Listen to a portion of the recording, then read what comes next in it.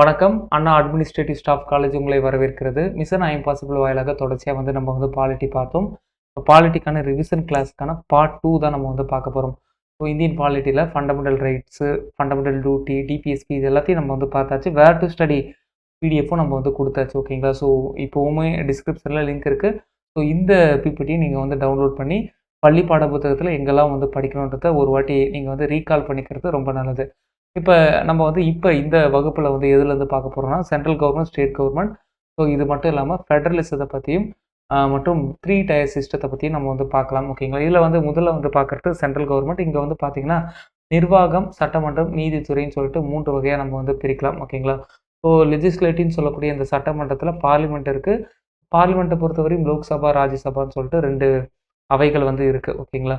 So நீதித்துறையை பொறுத்தவரையும் உச்சநீதிமன்றம், மற்ற நீதிபதிகள் எல்லாருமே இருக்காங்க. ஸோ அதை பத்தி சொல்லக்கூடிய ஆர்டிகல் 124ல ஆரம்பிச்சு 147. நிர்வாகத்துல பார்த்தீங்க அப்படின்னா, பிரசிடென்ட்டை நம்ம முதல்ல கொண்டு வருவோம். அதுக்கப்புறம் பிரதமரை கொண்டுட்டு வருவோம். கவுன்சில் ஆஃப் மினிஸ்டர்ஸை கொண்டுட்டு வருவோம். ஓகேங்களா? ஸோ இவங்க எல்லாமே என்னன்னா நிர்வாகம். இந்த நிர்வாகம் மற்றும் சட்டமன்றம் 2த்துலயுமே வரக்கூடிய ஒரு ஆளா நம்ம பிரசிடென்ட்டை பார்க்கலாம்ன்றத நீங்க புரிஞ்சுக்கணும். ஸோ இப்போ இந்த ஒரு மேப் என்னன்னா, இந்தியாவினுடைய இந்த மத்திய அரசு சம்பந்தப்பட்ட மொத்த சிஸ்டத்தையும் ஒரு மைண்ட் மேப்பா குடுத்துருக்கோம். ஸோ இத நீங்க யூட்டிலைஸ் பண்ணிக்கலாம். ஆர்டிகல் 52ன்றது என்னன்னா, நம்ம இந்தியாவுக்குன்னு சொல்லிட்டு ஒரு அரசர் இருக்காரு. அவர் தான் பிரசிடென்ட். பட் அரசுடைய தலைவர் யார் அப்படின்னா பிரதம மந்திரி. உண்மையான தலைவர் யாருன்னா பிரதமர் தான். பட் பெயரளவிலான ஒரு தலைவரா நம்ம பிரசிடென்ட்டை பார்க்குறோம். அவர் தான் மூத்த குடி அப்படின்னு சொல்லக்கூடிய ஆர்டிகல் பார்த்தீங்கன்னா, ஆர்டிகல் 53. ஆர்டிகல் 54 எதை பத்தி பேசுது அப்படின்னா, இந்த பிரசிடென்ட்டுக்கான தேர்தலை பத்தி பேசுறது தான் ஆர்டிகல் 54. ஸோ இந்த ஆர்டிகல் 54ல பார்த்தீங்கன்னா, எத்தனை பேர் நாமினேட் பண்ணணும், எவ்வளோ அமௌண்ட் டெபாசிட் பண்ணணும். அது மட்டும் இல்லாம இந்த பிரசிடென்ட்டை தேர்வு செய்யக்கூடிய அந்த இன்டைரக்ட் எலெக்ஷன்ல யாரெல்லாம் ஓட்டு போடுவாங்க, அந்த எலக்டோரல் காலேஜ்ன்னு சொல்லக்கூடிய அந்த வாக்காளர் குழுக்களுடைய உறுப்பினர்கள் யாரெல்லாம் இருக்காங்க, அத சொல்றாங்க. ஸோ எலக்டட் எம்பிஸ் மற்றும் எம்எல்ஏஸ், இது மட்டும் இல்லாம டெல்லி, பாண்டிச்சேரியில இருக்கக்கூடிய எம்எல்ஏவும் இந்த எலக்டோரல் காலேஜ்ல இருக்காங்கன்றத நம்ம புரிஞ்சுக்கணும். ஓகேங்களா? ஸோ தேர்வு செய்யக்கூடிய முறை பார்த்தீங்கன்னா, ஒற்றை மாற்று வாக்குச்சாவடி அப்படின்னு சொல்லுவாங்க. சிங்கிள் டிரான்ஸ்ஃபரபிள் ஓட்டு. பதவி பிரமாணம் எல்லாமே உச்சநீதிமன்ற நீதிபதி தான் செஞ்சு வைப்பாரு. ஸோ 5 இயர்ஸ் என்னன்னா டென்யூர் இருக்கு. பட் இருந்தாலும் மறுபடியும் அவரை தேர்வு செய்யலாம் அப்படின்னு சொல்றாங்க. ஸோ ஒரு எம்எல்ஏக்கான ஓட்டு எந்த மாநிலத்துடைய எம்எல்ஏக்கு அதிகமா இருக்குன்னு பார்த்தீங்கன்னா, யூபி. இருக்கத்திலே லோயஸ்ட் ஓட் வேல்யூ இருக்கக்கூடிய ஆள் பார்த்தீங்கன்னா, சிக்கிம். தமிழ்நாட்டுடைய எம்எல்ஏக்கான வேல்யூ பார்த்தீங்கன்னா 176. ஓகேங்களா? தமிழ்நாட்டு எம்எல்ஏவுடைய ஒரு ஓட்டுக்கான வேல்யூ. இதுல ஓட்டுக்கான வேல்யூ பார்க்கும்பொழுது total populations divided by total number of elected members இந்த எம்எல்ஏ இன்டு 1 டிவைடட் பை 1000. ஓகேங்களா? ஸோ இதில் பார்த்தீங்கன்னா, குவாலிஃபிகேஷனை பற்றி ஆர்டிகல் 58 பேசுது. ஸோ இதில் பிரசிடென்ட்டுக்கான குவாலிஃபிகேஷன். ஸோ அவர் எப்படி இருக்கணும், ஸோ எந்த ஏஜ் இருக்கணும், லாபம் தரக்கூடிய பணியில் இருக்கணுமா, இருக்கக்கூடாதா, இது எல்லாத்தையும் பற்றி அதில் தெளிவாக பேசிடுறாங்க. ஓகேங்களா? ஸோ இதை பற்றி சொல்லக்கூடிய ஆர்டிகல் என்ன அப்படின்னு சொல்லி கேட்பாங்க. ஸோ இதை பற்றி பேசக்கூடிய ஆர்டிகல் பார்த்தீங்கன்னா, ஆர்டிகல் 58. அடுத்தது பார்த்தீங்கன்னா பதவி நீக்கம். பதவி நீக்கத்தை பொறுத்தவரை நம்ம சட்டம்லாம் பண்ணிட முடியாது. ஸோ தேர்தலில் பார்த்தீங்கன்னா, எம்எல்ஏ, எம்பிஸ் எல்லாருமே பார்ட்டிசிபேட் பண்ணலாம். பட் பதவி நீக்கத்தில் பார்த்தீங்கன்னா, ஒன்லி எம்பி. ஓகேங்களா? ஸோ எம்பி தான் பார்ட்டிசிபேட் பண்ண முடியும். இதில் எலெக்டட் எம்பிஸும் இருப்பாங்க, நாமினேட்டட் எம்பிஸும் இருப்பாங்க. ஸோ இதில் பார்த்தீங்க அப்படின்னா, 14 நாளுக்கு முன்னாடியே என்ன பண்ணணும் அப்படின்னா, நாங்கள் இது போல் பண்ண போகிறோம் அப்படின்னு சொல்லிட்டு அவங்க என்ன பண்ணணும், அந்த ப்ரொசீஜர் கொண்டுட்டு வரணும். இப்போ நீங்க பார்க்கறது என்னன்னா, ஓவராலா இருக்கக்கூடிய ஒரு மைண்ட் மேப். இந்த மைண்ட் மேப்பும் உங்களுக்கு யூஸ்ஃபுல்லா இருக்கும். ஓகேங்களா? ஆர்டிகல் 52, 53, 54, 55 இதெல்லாம் எதை சொல்லுதுன்றத நீங்க என்னன்னா, ஒரு மைண்ட் மேப்பா பார்க்கலாம். ஸோ பிரசிடென்ட்டுக்கான அதிகாரம் பார்க்கும்பொழுது நிர்வாகம், சட்டமன்றம், நிதி அதிகாரம், நீதி அதிகாரம், ராஜதந்திர அதிகாரங்கள், ராணுவ அதிகாரங்கள், நெருக்கடி நிலை அதிகாரங்கள்னு சொல்லிட்டு இத்தனை வகையா நம்ம கேட்டகரைஸ் பண்றோம். ஓகேங்களா? இதுல ரொம்ப முக்கியமானது இந்த எமர்ஜென்சி. இந்த எமர்ஜென்சி பேஸ் பண்ணி ஆல்ரெடி கொஸ்டின் கேட்டிருக்காங்க. ஸோ நேஷனல் எமர்ஜென்சினா என்ன, ஸ்டேட் எமர்ஜென்சினா என்ன, ஃபினான்சியல் எமர்ஜென்சினா என்ன, ஸோ அந்த எமர்ஜென்சி பற்றி சொல்லக்கூடிய ஆர்டிக்கல் என்ன அப்படின்னு பார்த்தீங்கன்னா, 352, 356, 360. ஸோ இந்த ஆர்டிக்கலை ரொம்ப டைரக்டாக கொஸ்டின் கேட்டிருக்காங்க. ஸோ இங்கே பார்த்தீங்கன்னா ஆர்டிக்கல் பிரசிடென்ட் ரிலேட்டடாக இருக்கக்கூடிய ஆர்டிக்கல். இந்த ஆர்டிக்கலை ஜஸ்ட் கோ த்ரூ பண்ணிக்கோங்க. இது ரொம்ப யூஸ்ஃபுல்லாக இருக்கும். எக்ஸாம்பிள் 52ன்றது ஜனாதிபதி பற்றி பேசக்கூடிய ஆர்டிக்கல். 53ன்றது ஒன்றிய நிர்வாகத்துடைய அதிகாரத்தை பற்றி. 54ன்றது ஜனாதிபதியுடைய தேர்தலை பற்றி பேசக்கூடிய ஒரு ஆர்டிக்கலா இருக்கு. ஓகேங்களா? ஸோ இது எல்லாமே ஆர்டிக்கலுக்கான விஷயங்கள் தான் கொடுத்துருக்காங்க. ஸோ நீங்க இந்த ஆர்டிக்கிள் அது எல்லாமே வந்து எத பத்தி பேசுதுன்றத கொஞ்சம் வந்து புரிஞ்சு வச்சுக்கோங்க. அடுத்தது பார்த்தீங்கன்னா வந்து வைஸ் பிரசிடென்ட்ன்ற அந்த ஒரு பதவிய பத்தி சொல்லக்கூடிய ஆர்டிக்கிள் பார்த்தீங்கன்னா, ஆர்டிக்கிள் 63 ஓகேங்களா? 2வது மிக உயர்ந்த ஒரு பதவியாக நம்ம வந்து இந்த வைஸ் பிரசிடென்ட்ட வந்து நம்ம வந்து பார்க்கலாம். ஸோ வந்து ராஜ்யசபாவுடைய தலைவரா வந்து இவங்க வந்து இருப்பாங்கன்றத புரிஞ்சுக்கணும். அடுத்து வந்து பார்த்தீங்கன்னா, இந்த பிரசிடென்ட் எல்லாமே வந்து பார்த்தீங்கன்னா, ஒரு பெயரளவிலான ஒரு தலைவர் தான். பட் உண்மையான அதிகாரம் வந்து யாருக்கு இருக்கு அப்படின்னா, பிரதமருக்கு தான் வந்து அதிகாரம் வந்து இருக்கு. இத பத்தி சொல்லக்கூடிய ஒரு ஆர்டிக்கிள் வந்து ஆர்டிக்கிள் 74. ஸோ நம்ம வந்து பிரசிடென்ட் வந்து நம்ம என்ன சொல்லுவோம் அப்படின்னா, எக்ஸிக்யூட்டிவ் அப்படின்னு நம்ம வந்து சொல்லுவோம். ஓகேங்களா? ஆ பட் டி ஃபேக்டோ எக்ஸிக்யூட்டிவா வந்து யார் இருக்காங்க அப்படின்னா, பிரதமர் தான் வந்து இருக்காங்க. இதுல வந்து பார்த்தீங்கன்னா, பிரதமர் வந்து குடியரசுத் தலைவரால அப்பாயின்ட்மென்ட் பண்ணப்படுறாங்க அப்படின்னு சொல்லக்கூடிய ஆர்டிக்கிள் 75 ஏ ஓகேங்களா? குடியரசுத் தலைவர் விரும்பும் வரை, அவர் எப்ப விரும்புவாருன்னா, மெஜாரிட்டி இருக்கிற வரையும் அவர் வந்து விரும்புவாரு. விரும்புற வரையும் அந்த அமைச்சரவை பதவியில வந்து இருப்பாங்கன்னு சொல்லக்கூடிய ஆர்டிக்கிள் வந்து பார்த்தீங்கன்னா, 75 பி ஓகேங்களா? 75 சின்றது அந்த அமைச்சரவைன்றது ஒரு கூட்டு பொறுப்பு. கலெக்டிவ் ரெஸ்பான்சிபிலிட்டி ஓகேங்களா? கலெக்டிவ் ரெஸ்பான்சிபிலிட்டியோட வந்து இருக்கும் அப்படின்னு சொல்லக்கூடியது தான் ஆர்டிக்கிள் 75 சி ஓகேங்களா? ஸோ இதுல வந்து பார்த்தீங்கன்னா வந்து ஆரம்ப காலகட்டத்திலருந்து யாரெல்லாம் வந்து பிரதமர்களா இருந்திருக்காங்க அப்படின்னு சொல்லக்கூடிய ஒரு பிக்சர் தான் வந்து இது. யூ ஜஸ்ட் கோ த்ரூ இவங்களுடைய காலகட்டத்தில வந்து பார்த்தீங்க அப்படின்னா, என்னென்ன நிகழ்வுகள்லாம் நடந்திருக்கும் சொல்லி கொஸ்டின் வந்து கேட்பாங்க. பிரதமர் இருக்காங்க அப்படின்னா, நாட்ட வந்து அவர் மட்டும் ஆட்சி செஞ்சிட முடியாது இல்லையா? அந்த பார்ட்டிய சேர்ந்த மூத்த உறுப்பினர்கள் கொண்ட ஒரு அமைச்சரவை குழுவ வந்து அவர் வந்து உருவாக்குவாரு. அவரு கை காட்டுற ஒரு நபர் தான் வந்து அமைச்சரா வந்து ஆக முடியும். அமைச்சருக்கு அப்பாயின்ட்மென்ட் ஆர்டர் எல்லாத்தையும் வந்து குடுக்கறது வந்து யார் அப்படின்னா, பிரசிடென்ட் தான் வந்து குடுக்க முடியும். இதுல வந்து ரொம்ப முக்கியமான ஒரு பதவி. இந்த பிரதமருக்கான அதிகாரங்கள வந்து பேஸ் பண்ணி வந்து கொஸ்டின் வந்து கேட்பாங்க. ஓகேங்களா? 1 இந்த ரிலேஷன் டூ பார்லிமென்ட். 2வது வந்து பார்த்தீங்கன்னா, அதர் ஃபங்ஷன்ஸ். 3வது பார்த்தீங்கன்னா, கவுன்சில் ஆஃப் மினிஸ்டர். 4வது வந்து பார்த்தீங்கன்னா, பிரசிடென்ட் ரிலேட்டடா வந்து இருக்கக்கூடிய அதிகாரங்கள். இத வந்து நீங்க வந்து நல்லா புரிஞ்சுக்கணும். ஸோ நல்லா புரிஞ்சுக்கோங்க. இந்த அமைச்சரவைக்கான குழு இருக்கு இல்லையா? ஸோ டோட்டல் உறுப்பினர்களுடைய எண்ணிக்கையில 15%க்கும் மேல அமைச்சர்களுடைய எண்ணிக்கை இருக்கக்கூடாது அப்படின்றத சொல்றாங்க. பிரதமர் உட்பட. இத எப்போ வந்து கொண்டுட்டு வந்தாங்கன்னா, 91வது சட்ட திருத்தம் 2004ல இத வந்து கொண்டுட்டு வந்தாங்க. ஓகேங்களா? அடுத்தது வந்து பார்த்தீங்கன்னா வந்து குடியரசுத் தலைவர். குடியரசுத் தலைவர் ரிலேட்டடா வந்து என்ன அதிகாரங்கள் வந்து பிரதமருக்கு இருக்குன்னா, பிரதமர் யார வந்து கை காட்டுறாரோ, அவங்கள தான் வந்து குடியரசுத் தலைவர் அப்பாயின்ட்மென்ட் பண்ண முடியும். ஓகேங்களா? எக்ஸாம்பிள் யுபிஎஸ்சி சேர்மனா இருக்கட்டும், தலைமை தேர்தல் கணக்கு தணிக்கையாளரா இருக்கட்டும், அட்டார்னி ஜெனரலா இருக்கட்டும்.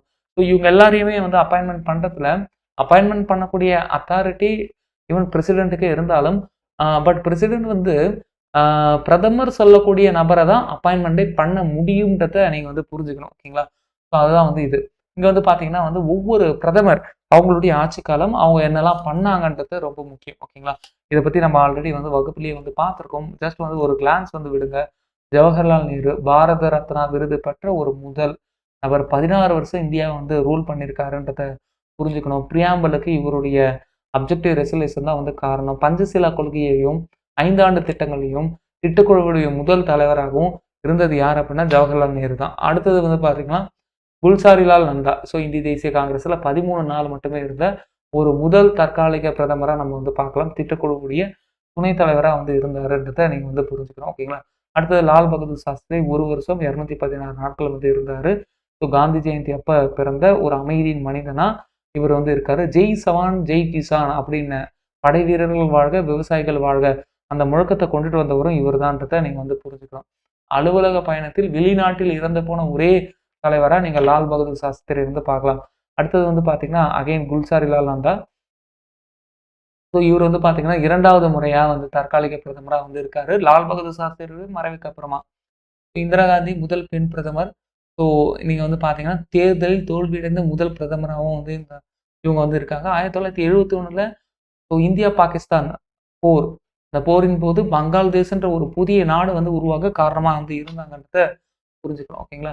ஸோ இவங்கள பத்தி நெறைய விஷயங்கள் வந்து இருக்கு. ஓகேங்களா? ஸ்மைலிங் புத்தா, சிரிக்கும் புத்தா, பொக்ரான் 1ன்ற அணு ஆயுத சோதனை. ஸோ மினி கான்ஸ்டிடியூஷன் சொல்லக்கூடிய 1976ல நடந்த 42வது சட்ட திருத்தம். இந்தியா, பாகிஸ்தான் வார் 1971ல நடந்ததா இருக்கட்டும். 1975ல உள்நாட்டு நெருக்கடி நிலவரப்ப எமர்ஜென்சி இது எமர்ஜென்சியா இருக்கட்டும், இல்ல 20 இயர்ஸ் பிளானா இருக்கட்டும். இது எல்லாத்தையும் வந்து கொஞ்சம் கொண்டுட்டு வந்தவங்க யார் அப்படின்னா இந்திரா காந்தி அம்மையார். அடுத்தது வந்து பார்த்தீங்கன்னா, மொரார்ஜி தேசாய் ரொம்ப வயதான ஒரு பிரதமரா வந்து நம்ம வந்து பார்க்குறோம். காங்கிரஸ் அல்லாத முதல் பிரதமர்.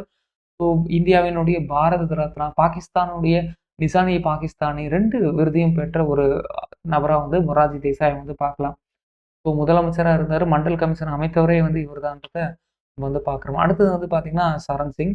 ஸோ பாராளுமன்ற சிட்டிங்கே வந்து சந்திக்காத ஒரு ஆளு. ஸோ ரொம்ப குறுகிய காலமே வந்து இருந்தவர் தான். ஓகேங்களா. இவருடைய பர்த்டேவ தான் நம்ம வந்து என்ன சொல்றோம் அப்படின்னா, விவசாயிகளுடைய தினமா வந்து நம்ம வந்து செலிப்ரேட் பண்றோம். அகைன் வந்து இந்திரா காந்தி அம்மையார். ஸோ ஹர்பி ஹட்டாவோ வறுமை ஒழிப்பு என்று முழங்கியவர் வந்து இவங்க தான். ஆப்பரேஷன் ப்ளூ ஸ்டார் ஓகேங்களா. அமிர்தசரஸ் பொற்கோயில் நம்ம வந்து கேள்விப்பட்டிருக்கோம். அந்த ஆப்பரேஷன் ப்ளூ ஸ்டார். அதுக்கப்புறம் அதுவே வந்து பேரிடியா இருந்து 1984ல சொந்த மெய் பாதுகாவலர்களாலே இவரு அம்மையார் வந்து படுகொலை செய்யப்பட்டாங்க. இப்போ அடுத்தது வந்து பார்த்தீங்கன்னா வந்து ராஜீவ்காந்தி. ராஜீவ்காந்தியை பொறுத்தவரையும் ரொம்ப இளம் வயது. பட் இருந்தாலுமே வந்து தமிழ்நாட்டில அ 1991ல ஸ்ரீபெரும்புத்தூர்ல வந்து என்ன பண்ணாங்க அப்படின்னா, இவர் வந்து இறந்துட்டாரு. மனித வெடிகுண்டு தான் வந்து அங்கேயே இருந்தது. தடா சட்டம் எல்லாமே வந்து கொண்டுட்டு வந்தது ராஜீவ்காந்தி அவர்களுடைய பீரியட்ல. அப்புறம் விபி சிங் 27% வந்து ரிசர்வேஷன் வந்து குடுக்கணும் அப்படின்னு மண்டல் கமிஷன் குடுத்தாங்க இல்லையா? அந்த ரிப்போர்ட் எல்லாத்தையும் வந்து இம்ப்ளிமெண்ட் பண்ணதே வந்து யார் அப்படின்னா, விபி சிங் தான் நம்ம வந்து சொல்லலாம். அடுத்தது வந்து பார்த்தீங்கன்னா, சந்திரசேகர். விபி சிங்குக்கு அப்புறமா வந்து பதவி வகித்தவர். நரசிம்மராவ் எல்பிஜி அதாவது தாராளமயமாதல், தனியார் மயமாதல், உலகமயமாதல் அப்படின்னு சொல்லக்கூடிய இந்த கான்செப்ட் எல்லாத்தையும் வந்து கொண்டுட்டு வந்தது வி. நரசிம்மராவ். ஓகேங்களா? ஸோ அடுத்தது வந்து பார்த்தீங்கன்னா வந்து அடல் பிஹாரி வாஜ்பாய். ஸோ மிக குறுகிய நாட்கள் பதவியில இருந்த பிரதமரா வந்து நம்ம வந்து பார்க்கலாம். ஸோ தேவகவுடா. ஸோ தேவகவுடா 11வது இந்திய பிரதமரா வந்து இருந்தாரு. ஸோ அடுத்தது வந்து பார்த்தீங்கன்னா குஜரால்.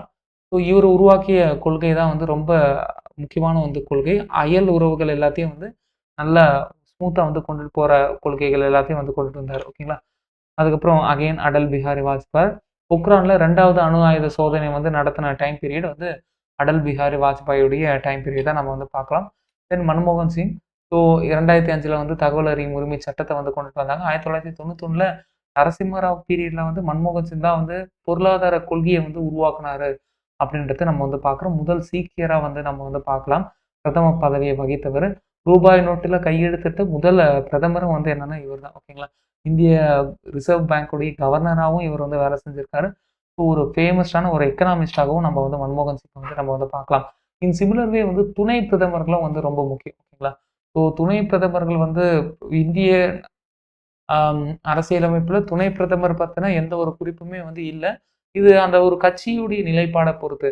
எந்த கட்சி மெஜாரிட்டி ஆட்சி அமைக்குதோ, அவங்களுடைய நிலைப்பாட பொறுத்து தான் இந்த துணை பிரதமரையே வந்து கொண்டுட்டு வரலாமா? வேண்டாமா? அப்படின்றது. ஓகேங்களா? ஸோ வல்லபாய் பட்டேல், மொரார்ஜி தேசாய், சரண் சிங், ஜக்ஜீவன் ராம், ஒய்.பி. சவான், தேவி லால் ஓகேங்களா? இவங்கலாம் வந்து எந்த பீரியட்ல வந்து துணை பிரதமர்களா வந்து இருந்தாங்க அப்படின்றத நீங்க வந்து பார்க்கணும். ஸோ இந்த அமைச்சர்களுடைய குழுன்னு சொன்னோம். 15% தாண்டி வந்து இருக்கக்கூடாது. இதுல வந்து பார்த்தீங்கன்னா, கேபினெட் அமைச்சர்கள் இருக்காங்க, ராஜாங்க அமைச்சர்கள் இருக்காங்க, இணை அமைச்சர்கள் இருக்காங்க. இதுல சிஎம்முக்கு ரொம்ப நெருக்கம் அதாவது பிஎம்முக்கு ரொம்ப நெருக்கமா இருக்கிறவங்க யார் அப்படின்னா, கேபினெட் மினிஸ்டர் தான். ஓகேங்களா? அதுக்கப்புறம் தான் வந்து என்னன்னா, இந்த மினிஸ்டர் ஆஃப் ஸ்டேட்ன்னு சொல்லக்கூடிய ராஜாங்க அமைச்சர்கள். அதுக்கப்புறம் பார்த்தீங்கன்னா, டெபுட்டி மினிஸ்டர்ஸ். ஸோ இதுதான் வந்து அந்த படிநிலையா நம்ம வந்து சொல்லலாம். ஓகேங்களா? அடுத்தது வந்து பார்த்தீங்கன்னா, மெஜாரிட்டி ஒரு சட்டம் வந்து கொண்டுட்டு வரணும் அப்படின்னா, கண்டிப்பா வந்து மெஜாரிட்டி வந்து தேவைப்படுது. இல்ல சிம்பிள் மெஜாரிட்டி, ஸ்பெஷல் மெஜாரிட்டி இது எல்லாத்தையும் பத்தி ஆர்டிகிள் 368 வந்து இருக்கு. ஸோ கிளாஸஸ்லயே நம்ம வந்து தெளிவா வந்து குடுத்துருப்போம். நம்ம வந்து போய் பார்த்துக்கலாம்.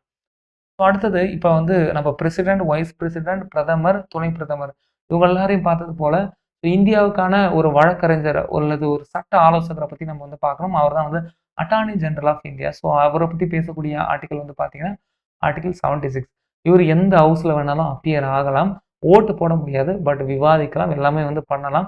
ரொம்ப பவர்ஃபுல்லான ஒரு போஸ்டிங்க தான் நம்ம வந்து பார்க்கலாம். ஓகேங்களா?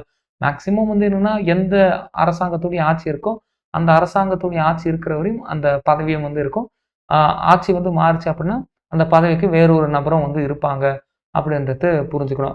அதுக்கப்புறம் ஆனுவல் ஃபினான்சியல் ஸ்டேட்மென்ட்னு சொல்லக்கூடிய இந்த நிதி நிலை அறிக்கை. இதுல வந்து பார்த்தீங்கன்னா வந்து செக்ஷன் வந்து கூடுறத வந்து நம்ம வந்து பார்க்கணும். ஓகேங்களா? ஸோ பட்ஜெட் கூட்டத்தொடர் அப்படின்றது வந்து என்னன்னா, பிப்ரவரி டூ மே அப்படின்னு சொல்லுவோம். மழைக்கால கூட்டத்தொடர் ஜூலை டூ செப்டம்பர், குளிர்கால கூட்டத்தொடர் நவம்பர் டூ டிசம்பர். இது எல்லாமே வந்து கூட்டத்தொடர்கள் அப்படின்னு நம்ம வந்து சொல்லலாம். ஓகேங்களா? ஸோ இதுல வந்து பார்த்தீங்கன்னா, அவை கலைக்கப்படும். எப்பலாம் வந்து அவை வந்து கலைக்கப்படும் அப்படின்னா, மெஜாரிட்டி இல்லாதப்ப அரசாங்கமே வந்து நிரந்தரமா வந்து கலைச்சிடுவாங்க. அது மட்டும் இல்லாம தொடர்ந்து வந்து அமளியா இருக்கும் பொழுது டெம்பரவரியா வந்து சபாநாயகர் வந்து அவைய வந்து கலைப்பாரு அப்படின்றத நம்ம வந்து புரிஞ்சுக்கணும். ஓகேங்களா? அடுத்தது வந்து பார்த்தீங்கன்னா, ஒரு மசோதாவ வந்து ஓகேங்களா?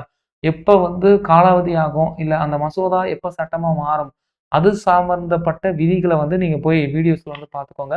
அத பத்தியும் நம்ம வந்து பேசியிருக்கோம். ஓகேங்களா? ஸோ ஜாயிண்ட் சிட்டிங் மேக்ஸிமம் விவாதம் வந்து நடக்கல. லோக்சபாவுல வந்து ஒரு பில் வந்து பாஸ் ஆச்சு. பட் ராஜ்யசபாவுல வந்து அத பத்தின எந்த ஒரு முன்னெடுப்பும் நடக்காத ஒரு பட்சத்தில, அந்த நேரத்தில பிரசிடென்ட் வந்து என்ன பண்ணுவார் அப்டின்னா, ஜாயிண்ட் சிட்டிங்க்கு வந்து ஆ அழைப்பு வந்து விடுவிப்பாரு. ஜாயிண்ட் சிட்டிங் நடக்கும். லோக்சபா, ராஜ்யசபா எல்லாருமே வந்து ஒண்ணா வந்து உட்காருவாங்க. இதுல வந்து பார்த்தீங்கன்னா, லோக்சபாவுல வந்து சபாநாயகர் இருக்கார் இல்லையா? அதே சபாநாயகர் தான் வந்து இங்க கூட்டத்தொடருக்கும் வந்து இருப்பாரு. ஸோ இப்ப வந்து பார்த்தீங்கன்னா, ஆப்வியஸ்லி அ அந்த பில் வந்து பாஸ் ஆகறதுக்கான அந்த வோட்டிங்லாம் வந்து நடக்கும்ன்றத நீங்க வந்து புரிஞ்சுக்கணும். அடுத்தது வந்து பார்த்தீங்கன்னா, குவாரம். குறைஞ்சது ஒரு 10% உறுப்பினர்கள் இருந்தா தான் அந்த அவைய வந்து நடத்தணும் அப்படின்றது சொல்றது தான் வந்து குவாரம். இது கூட என்னன்னா, அந்த அவைக்கான ஒரு மாண்பு, மரியாதை எல்லாமே வந்து குறைச்சலா வந்து நம்ம வந்து பார்க்குறோம். ஸோ மக்களவையில குறைஞ்சபட்சம் 55 பேராவது இருக்கணும். மாநிலங்களவையில குறைஞ்சபட்சம் 25 பேராவது வந்து இருக்கணும். இதுல வந்து பார்லிமென்டரி ப்ரொசீஜர் வந்து பார்த்தீங்கன்னா, கொஸ்டின் ஹவர், தீர்மானங்கள், 0 ஹவர்ஸ்ன்னு சொல்லிட்டு 3 விதமா நம்ம வந்து பிரிக்கிறோம். ஓகேங்களா? இதுல தீர்மானம் பார்த்தீங்கன்னா, எல்லாமே வந்து இருக்கு. கண்டன தீர்மானம் இருக்கு, உரிமை மீறல் தீர்மானம் இருக்கு, கவன ஈர்ப்பு தீர்மானம் இருக்கு, நம்பிக்கையில்லாத தீர்மானம் இருக்கு, ஒத்திவைப்பு தீர்மானம்லாம் வந்து இருக்கு. ஸோ இதுல வந்து என்ன கண்டன அ கண்டன தீர்மானம், நம்பிக்கையில்லாத தீர்மானம். இது 2த்தையுமே வந்து டிஃபரன்ஷியேட் பண்ணக்கூடிய இந்த டேபிள வந்து ஒரு வாட்டி பார்த்து வச்சுக்கோங்க. அடுத்து வந்து பார்த்தீங்கன்னா வந்து மசோதா. சட்ட மசோதாவ பொறுத்தவரையும் ஆர்டினரி பில் 107, 108 ஓகேங்களா? சாதாரண மசோதா. இதுவே வந்து பண மசோதாவா இருந்தா 110. இந்த ஆர்டிக்கிள வந்து அப்படியே வந்து கேட்பாங்க. ஓகேங்களா? நிதி மசோதாவா இருந்தா 117. ஸோ இது மட்டும் இல்லாம கான்ஸ்டிடியூஷன திருத்தக்கூடிய மசோதாவா இருந்தா 368. இந்த மசோதாக்களுடைய எண்ணிக்கை அந்த அந்த ஆர்டிக்கிள மட்டும் வந்து நம்ம வந்து பார்த்து வச்சுக்கிறது நல்லது. அதுக்கப்புறம் பார்த்தீங்கன்னா வந்து ஆனுவல் ஃபினான்ஷியல் ஸ்டேட்மென்ட் சொல்லக்கூடிய பட்ஜெட். இத பத்தி சொல்லக்கூடிய ஆர்டிக்கிள் வந்து பார்த்தீங்கன்னா, ஆர்டிக்கிள் 112 ஓகேங்களா? இல்ல finance bill 265, appropriate bill 266. So இதுல வந்து பார்த்தீங்கன்னா, consolidated fund of India. So அத பத்தி பேசக்கூடிய ஆர்டிக்கிளையும் வந்து கொஸ்டினா வந்து கேட்பாங்க. கன்சாலிடேட்டட் ஃபண்ட், கன்டிஜென்சி ஃபண்ட் அப்படின்னு சொல்லிட்டு பப்ளிக் அக்கவுண்ட். இத மாரி 3த்துக்கும் இடையில இருக்கக்கூடிய வித்தியாசங்கள வந்து தெரியணும். ஓகேங்களா? இப்ப இந்த ஃபினான்ஸ் பில் இருக்கு இல்லையா? 117 இந்த ஃபினான்ஸ் பில்ல 117 நிதி மசோதாவ வந்து நிதி மசோதா ஃபினான்ஸ் பில்லையே வந்து என்னன்னா, ஒரு 2 டைப்பா வந்து பிரிச்சு ஆ பண பில் அதாவது பண மசோதானா என்ன? நிதி மசோதானா என்ன? இந்த வித்தியாசத்த வந்து டேபிளா வந்து குடுத்துருக்கோம். இந்த டேபிள வந்து ஒரு வாட்டி ரீட் பண்ணிக்கோங்க. இத பேஸ் பண்ணி கொஸ்டின்ஸ் வந்து கேட்பாங்க. அடுத்து வந்து பார்த்தீங்கன்னா, வருடாந்திர நிதிநிலை அறிக்கை. Article 112, article 113, article 114. ஸோ இது எல்லாமே வந்து இந்த பட்ஜெட் ஓகேங்களா? அந்த வருடாந்திர நிதிநிலை அறிக்கைய பத்தி சொல்லக்கூடிய ஒரு ஆர்டிக்கிளா நீங்க வந்து பார்க்கலாம். ஓகேங்களா? ஸோ இந்த டேபிள்ஸ் மட்டும் கொஞ்சம் வந்து ஒரு ஒரு ஒரு கிளான்ஸ் வந்து பார்த்துக்கோங்க.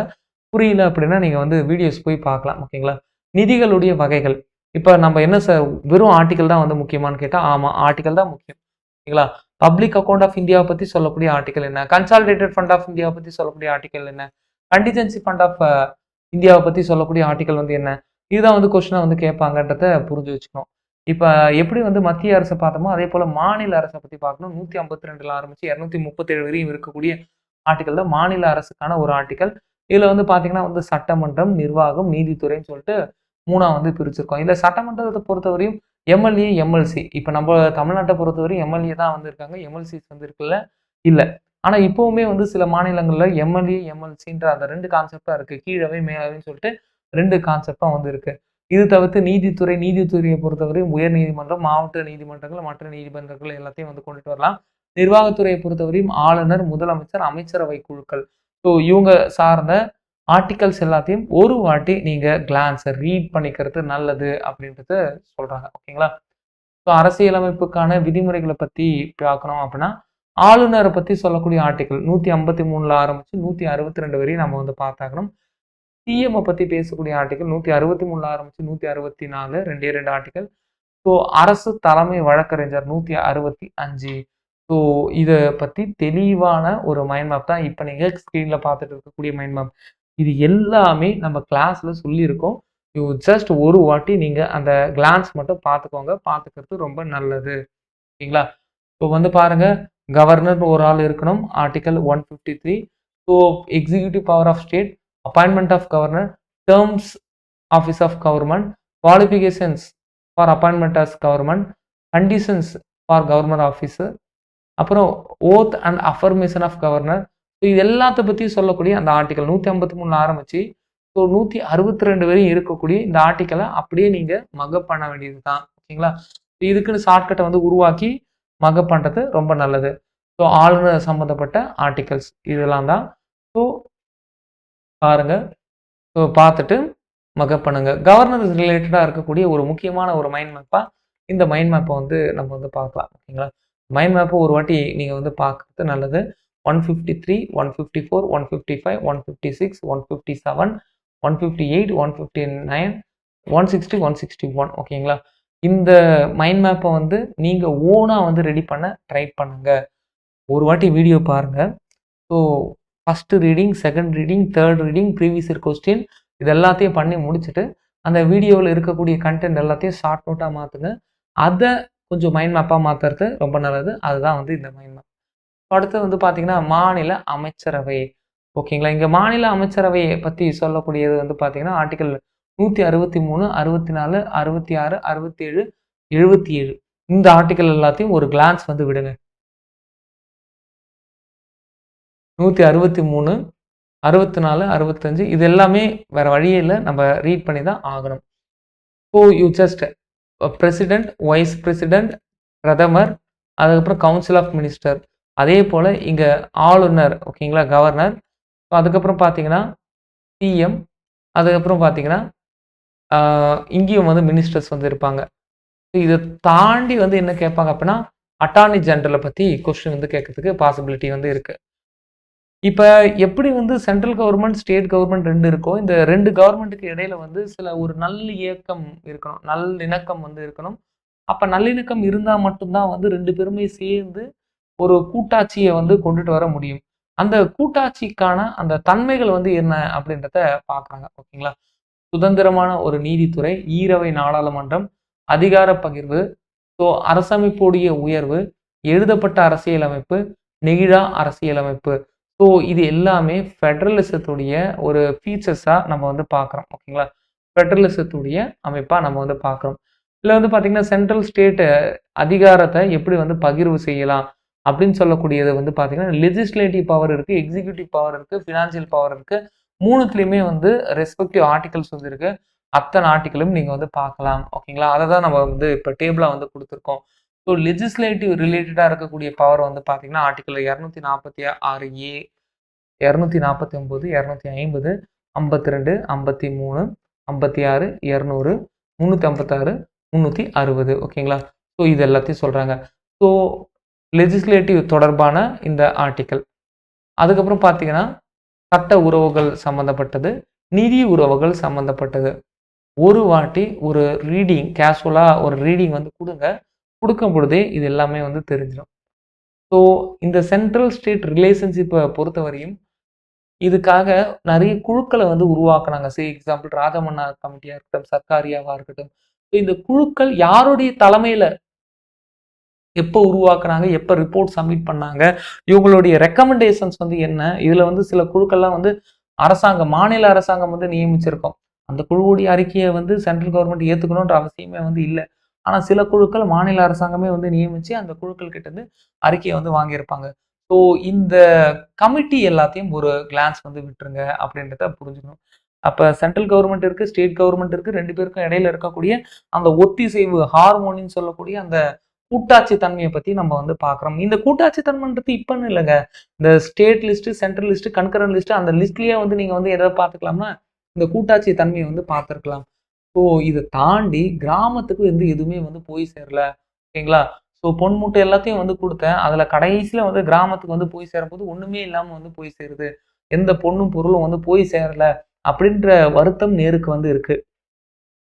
இதை ரெக்டிஃபை பண்ணுறதுக்காக நிறைய குழுக்களை வந்து அமைக்கிறாங்க. அந்த குழுக்களை வந்து என்ன ரெக்கமெண்ட் பண்ணுறாங்க அப்படின்னா, ஸோ பஞ்சாயத்து அமைப்புகளை வந்து கண்டிப்பாக வந்து வேணும். அப்ப அந்த பஞ்சாயத்து அமைப்புகள பத்தி நம்ம எங்க பார்க்குறோம் அப்படின்னா, டிபிஎஸ்பில காந்தியன் பிரின்சிபல்ல நம்ம வந்து பார்க்குறோம். ஆனா டிபிஎஸ்பில இருக்கிற வரையும் நம்மால பஞ்சாயத்து அமைப்புகள ரொம்ப அதிகாரப்பூர்வமான ஒரு அமைப்பா வந்து நம்ம வந்து கொண்டுட்டு போக முடியாது. ஸோ அதுக்காக என்ன பண்றோம் அப்படின்னா, பஞ்சாயத்து அமைப்புகளுக்கு கான்ஸ்டிடியூஷனல் அந்தஸ்து வந்து குடுக்கணும்னு சொல்லிட்டு நெறைய ரெக்கமெண்டேஷன்ஸ் வந்து வந்திருக்கும். ஸோ இதுல வந்து பல்வந்த் ராய் மேத்தா கமிட்டி 1957. ஸோ இவங்க 3 டயர் சிஸ்டம். 3 டயர் சிஸ்டம்னா டிஸ்ட்ரிக்ட், பிளாக், வில்லேஜ் அப்படின்னு சொல்லிட்டு 3 அடுக்கு பஞ்சாயத்த வந்து கொண்டுட்டு வராங்க. ஓகேங்களா? ஸோ அடுத்தது வந்து பார்த்தீங்க அப்படின்னா, நரசிம்மராவ் அரசு. ஸோ இவங்க வந்து லோக்சபால வந்து அறிமுகப்படுத்துறாங்க. ஸோ 64வது சட்ட திருத்தம். ஓகேங்களா? ஸோ 1989, 1992, 73வது அரசியலமைப்பு சட்ட திருத்தம். இதன் அடிப்படையில 93 அப்ப இந்த பஞ்சாயத்து சிஸ்டம் எல்லாத்தையும் வந்து ஃபோர்ஸ் இம்ப்ளிமெண்ட் பண்ணாங்க. ஸோ இங்க முக்கியமான ஆர்டிக்கிள் வந்து பார்த்தீங்கன்னா, 243ல ஆரம்பிச்சு 243 வரையுமே இந்த கிராம பஞ்சாயத்த பத்தி பேசுது. இன் சிமிலர் வே வந்து நகரபாலிகாவ பத்தி நம்ம வந்து பார்த்தாகணும் இல்லையா? ஸோ அந்த நகரபாலிகாவ பத்தியும் சில ஆர்டிகிள்ஸ் வந்து இருக்கு. அதையும் நம்ம வந்து பார்க்கணும். இது எல்லாமே வந்து 243 பில ஆரம்பிச்சு 243 இஜட்ஜி வரையும் இருக்கக்கூடியது தான் இந்த நகர பஞ்சாயத்து பத்தி. அடுத்தது வந்து பாருங்க. இங்க வந்து பார்த்தீங்கன்னா, ஜுடிஷியரி சிஸ்டத்துக்குள்ள வந்து வராங்க. ஸோ ஜஸ்ட் நீங்க அந்த ஆர்டிகிள்ஸ மட்டும் மெமரி பண்ணியே ஆகணும். வேற வழியே இல்ல. Supreme court, high court, subordinate court. So ஆர்டிக்கிள அப்படியே வந்து மக்கப் பண்ணுங்க. ஸோ இது சம்மந்தப்பட்ட மைண்ட் மேப் வந்து குடுத்துருக்கோம். ஸோ ஜஸ்ட் இந்த மைண்ட் மேப்ப நீங்க கொஞ்சம் ரீட் பண்ணி பாருங்க. இந்த சுப்ரீம் கோர்ட் 124 ஆரம்பிச்சு 147 வரையும் இருக்கக்கூடியதா வந்து சுப்ரீம் கோர்ட். நீங்க சுப்ரீம் கோர்ட் பத்தி பார்க்குறீங்க, இல்ல ஹை கோர்ட் பத்தி பார்க்குறீங்க அப்படின்னா, அங்க இருக்கக்கூடிய சீஃப் ஜஸ்டிஸ்க்கான குவாலிஃபிகேஷன் என்ன? யாரு நியமிக்கிறாங்க? கொலிஜியத்துக்கான அமைப்பு வந்து என்ன? அத வந்து நம்ம வந்து பார்த்தாகணும். ஸோ அதுதான் வந்து இப்ப நீங்க கரண்ட்டா பார்த்துட்டு இருக்கக்கூடிய மைண்ட் மேப். சுப்ரீம் கோர்ட்ட பொறுத்தவரையும் qualification, tenure, removal, appointment and then oath and affirmations. இது எல்லாத்தையுமே ஒரு வாட்டி வந்து பார்த்துருங்க. So high court judges also. High court வந்து எப்பப்ப எந்தெந்த மாநிலத்துக்காக வந்து உருவாக்கப்பட்டது? அலகாபாத், கல்கத்தா, மெட்ராஸ், பாம்பே. ஸோ இத தாண்டி ஆரம்ப கால கட்டத்துல இருந்த ஹைகோர்ட்ட தாண்டி எந்தெந்த மாநிலங்கள்ல ஹைகோர்ட் வந்து உருவாக்கப்பட்டது அப்படின்னு சொல்லி கொஸ்டின் வந்து கேட்பாங்க. இன்னும் வந்து சொல்லணும் அப்படின்னா 2, 3 மாநிலங்களுக்கு சேர்த்தது போலவே வந்து ஒரு ஹைகோர்ட் வந்து இருக்கும். ஓகேவா? இதுவும் கொஸ்டின் ஏரியா. அகெயின் ஹைகோர்ட்டுடைய ஜட்ஜஸ். அவங்களுக்கான குவாலிஃபிகேஷன், அப்பாயின்ட்மெண்ட், ரிமூவல், டென்யூர் எல்லாமே வந்து குடுத்துருக்காங்க.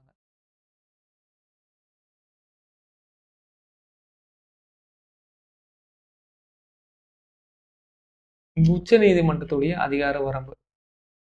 உச்ச நீதிமன்றத்துடைய அதிகார வரம்புல ஒரிஜினல் ஜூரிஸ்டிக்ஷன், அட்வைசரி அப்படின்னு சொல்லக்கூடிய ஆலோசனை அதிகார வரம்பு, மேல்முறையீட்டு அதிகார வரம்பு, ரிட் அதிகார வரம்புன்னு சொல்லிட்டு அதிகார வரம்ப வந்து இப்படி 4ஆ வந்து பிரிச்சிருக்காங்க. இதுல ரிட் அதிகார வரம்புன்றது ரொம்ப முக்கியம். ஓகேங்களா? நீதி பேராணைகள். 5 வகையான நீதி பேராணைகள் இருக்கு. அதுவும் கொஞ்சம் பார்த்துக்கோங்க. ஸோ இந்த அதிகார வரம்ப பத்தி நம்ம வந்து பார்க்கணும். பாம்பே ஹைகோர்ட் யார் யாரெல்லாம் அங்க போய் கேஸ் போடலாம்? Guwahati, Punjab and Haryana high court, Calcutta high court, Tamilnadu high court, Tamilnadu plus Pondicherry. So Kerala, Lakshadweep. ஒவ்வொரு ஹைகோர்ட்லயும் அந்த அந்த எல்லைகள் இருக்குல்ல, அந்த எல்லைகள் வந்து ரொம்ப முக்கியமா நம்ம வந்து பார்க்குறோம். ஸோ சுப்ரீம் கோர்ட், ஹைகோர்ட், இதுக்கப்புறம் metropolitan court, district section court இப்படின்னு சொல்லிட்டு கேட்டகரி வந்து பிரியுது. இதையும் நீங்க கொஞ்சம் பார்த்துக்கலாம். சரி, okay. Central government, state government, central state relationship, இதை தாண்டி வந்து தேர்டா பஞ்சாயத்து. அதில் 3 டயர்ட் சிஸ்டம் வந்து இருக்கு. ஸோ அதுலேயும் வந்து என்னன்னா கிராம பஞ்சாயத்து, நகர்பாலிகா. ஸோ இப்போ வந்து என்னன்னா சுப்ரீம் கோர்ட், ஹை கோர்ட், ஜட்ஜஸ்க்கான குவாலிஃபிகேஷன், சுப்ரீம் கோர்ட்டுடைய அதிகார எல்லைகள், இதெல்லாம் கொஞ்சம் நீங்க ரிவைஸ் பண்ண வேண்டியது இருக்கு. அதுக்கப்புறம் பார்த்தீங்கன்னா, ஓகே இது எல்லாமே வந்து முடியுது. அரசாங்க அதிகாரிகள் இல்ல பதவியில இருக்கக்கூடிய அரசியல்வாதிகள் ஏதாவது தப்பு பண்ணாங்க அப்படின்னா, ஊழல் கண்காணிப்பு ஆணையத்த வந்து உருவாக்கணும் இல்லையா? ஸோ அது வந்து எந்த கமிட்டி வந்து பரிந்துரை வந்து செய்றாங்க அப்படின்னு பார்த்தீங்கன்னா, சந்தானம் கமிட்டியுடைய பரிந்துரை. ஸோ இதன் அடிப்படையில வந்து என்ன பண்றாங்க அப்படின்னா, ஊழல் கண்காணிப்பு ஆணையம் அப்படின்னு சொல்லக்கூடிய சென்ட்ரல் விஜிலன்ஸ் கமிஷன வந்து என்னன்னா உருவாக்குறாங்க. Central vigilance commission. அதுக்கப்புறம் வந்து இன்னும் சிபிஐ உருவாக்குறாங்க. இதுவும் சந்தானம் கமிட்டியுடைய பரிந்துரை தான். 1941ல சிபிஐ வந்து உருவாக்குறாங்கன்றத புரிஞ்சுக்கணும். ஸ்பெஷல் ஃபோர்ஸ் வந்து சிபிஐயோட மெர்ஜ் ஆகுது. ஓகேங்களா? 1963ல சிபிஐ வந்து ஆரிஜினேட் ஆகுது. சிபிஐக்குள்ள வந்து ஒரு 7 பிரிவுகள் வந்து இருக்கு. இந்த 7 பிரிவுகளும் ரொம்ப முக்கியமான பிரிவுகள். ஓகேங்களா? 7 பிரிவுகள் இதன் அடிப்படையில தான் சிபிஐ வந்து ஒர்க் பண்றாங்கன்றத நம்ம வந்து பார்க்குறோம். இது தவிர்த்து லோக்பால், லோக் ஆயுக்தா இருக்கு. லோக்பால் மக்களின் காவலன் எல்எம் சிங்வி அவர் தான் வந்து இந்த வார்த்தைய வந்து அறிமுகம் வந்து படுத்துறாங்க. இப்போ ஹையர் அஃபிஷியல்ஸ் யாராவது வந்து தப்பு பண்ணிட்டாங்க அப்படின்னா, அவங்கள விசாரிக்கக்கூடிய ஒரு அமைப்பா இந்த லோக்பால், லோக் ஆயுக்தாலாம் வந்து இருக்குன்றத நீங்க வந்து புரிஞ்சுக்கணும். அதுல இருக்கக்கூடிய உறுப்பினர்கள வந்து யார செலக்ட் பண்றாங்க? பிரதமர், சபாநாயகர் இவங்கலாம் சேர்ந்து தான் செலக்ட் பண்றாங்க. வழக்குகளுடைய விசாரணை எல்லாம் 60 நாளுக்குள்ளேயே வந்து முடிஞ்சிடணும் அப்படின்றது தான் இது. ஒருவேள தண்டிக்கப்படலாம். அப்படி தண்டனை வந்து 7 ஆண்டுகள் வரையும் சிறை வந்து இருக்கு. 1,00,000 அபராதங்கள்லாம் வந்து இருக்கு. ஸோ தொடர்ந்து வந்து குற்றம் இருக்கு அப்படின்னா 10 வருஷம் வந்து கூட ஜெயில் தண்டனை வந்து குடுக்கலாம். இந்த குரூப் ஏ ஆஃபீசர்ஸா இருக்கட்டும், இல்ல அமைச்சர்களா இருக்கட்டும், யாராக இருந்தாலும் விசாரிக்கக்கூடிய ஒரு அமைப்பா தான் நம்ம வந்து பார்க்கலாம். இத தாண்டி வந்து வுமன் எம்பவர்மென்ட்ல இந்த சமூக சீர்திருத்தவாதிகளுடைய பங்கு. இத நீங்க வந்து ஸ்கூல் புக்லயே நீங்க வந்து பார்க்கலாம். அப்படி இல்லனா யூனிட் 8ல வந்து ராஜாராம் மோகன் ராய், ஈஸ்வர சந்திர வித்யாசாகர், ஸோ வீரேசலிங்கம், கோபாலகிருஷ்ண கோகலே, எம்.ஜி. ரானடே, டி.எம். மலபாரி இவங்க எல்லார பத்தியும் வந்து குடுத்திருப்பாங்க. வுமன் எம்பவர்மென்ட்ல ஓகேங்களா? வுமன் எம்பவர்மென்ட்ட பொறுத்தவரையும் முதல் பெண் யாரு? இந்த வுமன் எம்பவர்மென்ட்க்காக என்னலாம் பண்ணணும்? இப்போ சொத்துல வந்து சம உரிமை, கல்வியில வந்து சம உரிமை, வேலைவாய்ப்புல இடஒதுக்கீடு இது எல்லாத்தையும் வந்து கொடுத்ததையும் வந்து கொஸ்டினா வந்து கேட்பாங்க. ஸோ இதையும் தாண்டி ங்களா? இதையும் தாண்டி இந்த நெறைய சட்டங்களும், திட்டங்களும் மகப்பேறு நலச்சட்டம், வரதட்சணை ஒழிப்பு சட்டம், வாரிசுரிமை சட்டம், தேசிய மகளிர் ஆணையம் அது எல்லாத்தையும் வந்து கொண்டுட்டு வந்தது. அப்ப இதனால வந்து நெறைய பெண்கள் வந்து சாதிக்கிறாங்க. ஒவ்வொரு துறையிலும் முதல் இந்திய பெண் மருத்துவர் யாரு? விண்வெளிக்கு சென்ற முதல் பெண் யாரு? பெண் இந்தியர் யாரு? முதல் பெண் பாடகி யாரு? ஸோ இது போல கொஸ்டினுக்கு ஆன்சர் இருக்கு. ஜஸ்ட் ஒரு வாட்டி வந்து ரீட் பண்ணிக்கோங்க. ரீட் பண்ணிக்கிட்டா இதுவும் வந்து ஓவர் ஆயிடும். இப்ப இத தாண்டி வந்து கன்சியூமர் ரைட்ஸும் வந்து நீங்க வந்து பார்க்கணும். Consumer rights and human rights. So இது எல்லாமே வந்து ஆல்ரெடி வீடியோஸ் வந்து இருக்கு இல்லையா? ஸோ நல்லா புரிஞ்சுக்கோங்க. ஒரு 10 டேஸ் நீங்க டெடிகேட்டடா ஸ்பெண்ட் பண்ணீங்க. ஒரு நாளைக்கு ஒரு 3 வீடியோஸ் இல்ல 2 வீடியோஸ் வந்து பாலிட்டி மட்டும் பார்த்தீங்கன்னா, 10 டேஸ்ல பாலிட்டி நீங்க வந்து தரவு பண்ணிடலாம். ஓகேவா? ஸோ நல்லா புரிஞ்சுக்கோங்க. இதுதான் வந்து அவுட்லைன். பாலிட்டிய பொறுத்தவரை மேக்கிங் ஆஃப் இந்தியன் கான்ஸ்டிடியூஷன், அப்புறம் preamble, union and its territory. இத தாண்டி வந்து salient features of Indian constitution, fundamental rights, fundamental duty, DPSP. So இதுவரையும் ஒரு செக்மெண்ட்டா நீங்க வந்து பார்ப்பீங்க. இப்ப இத தாண்டி வந்து பார்க்கும்போது central government, state government, central state relationship. Central government பத்தி பார்க்கும்போது பிரசிடென்ட், வைஸ் பிரசிடென்ட்ட பத்தி நம்ம வந்து பார்த்தாகணும். பிரதமர பத்தி பார்க்கணும். கவுன்சில் ஆஃப் மினிஸ்டர பத்தி பார்க்கணும். அட்டார்னி ஜெனரல பத்தி பார்க்கணும். அதேபோல இங்கேயும் வந்து என்ன சிஎம்ம பத்தி பார்க்கணும். ஆளுநர பத்தி பார்க்கணும். இதெல்லாம் வந்து ஸ்டேட் கவர்ன்மென்ட். இது தாண்டி சென்ட்ரல் ஸ்டேட் ரிலேஷன்ஷிப். கன்கரன்ட் லிஸ்ட்னா என்ன? ஸ்டேட் லிஸ்ட்னா என்ன? சென்ட்ரல் லிஸ்ட்னா என்ன? ஸோ எந்தெந்த வகையில வந்து சென்ட்ரலுக்கும், ஸ்டேட்டுக்கும் அந்த ரிலேஷன்ஷிப் வந்து மெயின்டெயின் ஆகுது அப்படின்னு சொல்லக்கூடிய அந்த ஃபெடரலிசம் கான்செப்ட் வந்து பார்க்கணும். இதையும் தாண்டி வந்து என்னன்னா, இந்த 3 டயர் சிஸ்டம் சொல்லக்கூடிய இந்த கிராம பஞ்சாயத்த பத்தியும் நம்ம வந்து பார்த்தாகணும். அப்படி பார்த்துட்டே வரும்பொழுது, கோர்ட் பத்தி நம்ம வந்து பார்க்குறோம். சுப்ரீம் கோர்ட், ஹை கோர்ட்டோடைய நீதிபதிகள் அவங்களுக்கான தகுதி, நியமனம், அதுக்கான அதிகாரங்கள் வந்து என்னென்னலாம் இருக்குன்றத நம்ம வந்து பார்க்குறோம். Supreme court and high court both. அப்ப நீதித்துறை வந்து அப்படியே வந்து முடியுது. அத தாண்டி வந்து பார்க்கும்பொழுது, வுமன் எம்பவர்மெண்ட்ட பத்தி நம்ம வந்து பார்க்குறோம். ஸோ வுமன் எம்பவர்மெண்ட்க்கு அப்புறமா வந்து நுகர்வோருக்கான ரைட்ஸ் வந்து என்ன இருக்கு? கன்சியூமர் ரைட் வந்து என்ன இருக்கு? ஹியூமன் ரைட்ஸ் வந்து என்ன இருக்கு? ஹியூமன் ரைட்ஸுக்கும், கன்சியூமர் ரைட்ஸுக்கும் இடையில இருக்கக்கூடிய வித்தியாசங்கள். இது எல்லாத்தையும் நீங்க வந்து பார்த்தாகணும். நான் சொல்றது எல்லாமே இதுதான் மொத்த பாலிட்டிக்கான அவுட்லைன். இது எல்லாத்தையும் டீட்டெயில்டா பார்க்கவே வந்து ஒரு 10 டேஸ் நீங்க டெடிகேட்டடா டைம் எடுத்து படிச்சாலே வந்து போதும். அப்ப நம்ம படிக்கிறதுன்றது 10 டேஸ் வந்து படிச்சா வந்து போதும். ஆனா படிக்கும் பொழுதே நல்லா தெளிவா படிச்சுட்டு வேர் டூ ஸ்டடி பிடிஎஃப் நீங்க வந்து யூட்டிலைஸ் பண்ணி ப்ராப்பரா வந்து ஸ்கூல் புக்கை வந்து நோட்ஸ் எடுத்துட்டு அந்த நோட்ஸ் படி நீங்க நல்லா ரிவைஸ் பண்ணீங்க அப்படின்னா பாலிட்டி ரொம்ப ஈஸியா வந்து இருக்கும்ன்றத புரிஞ்சுக்கோங்க. பாலிட்டில இருந்து நம்ம குரூப் 4க்கு 8ல இருந்து 10 கொஸ்டின் வந்து கேட்கறதுக்கான பாசிபிலிட்டி இருக்கு. ஸோ பாலிட்டின்றது ரொம்ப முக்கியமான ஒரு சப்ஜெக்ட். ஸோ பாலிட்டி ரிலேட்டடா ஏதாவது டவுட் இருக்குன்னா கண்டிப்பா நீங்க டிஸ்கிரிப்ஷனுக்கு கீழே கமெண்ட் பாக்ஸ் இருக்கு இல்லையா, அந்த கமெண்ட் பாக்ஸில் நீங்கள் வந்து கமெண்ட் பண்ணிக்கலாம். டிஸ்கிரிப்ஷனில் வந்து என்னென்னா நோக்கம் ஆப்புக்கான லிங்க் வந்து இருக்கு. அந்த லிங்க்கை வந்து டச் பண்ணி நீங்கள் வந்து நோக்கம் ஆப்பை வந்து இன்ஸ்டால் பண்ணி ஸோ உங்களுடைய ரெகுலர் டெஸ்ட்டையும் வந்து எழுதிக்கலாம். அதுக்கான டிஸ்கஷனும் வீக்லி ஒன்ஸ் வந்து நடக்கும். ஸோ கண்டினியூஸாக வந்து ப்ரிப்பேர் பண்ணிட்டே இருங்க. All the best. தேங்க்யூ.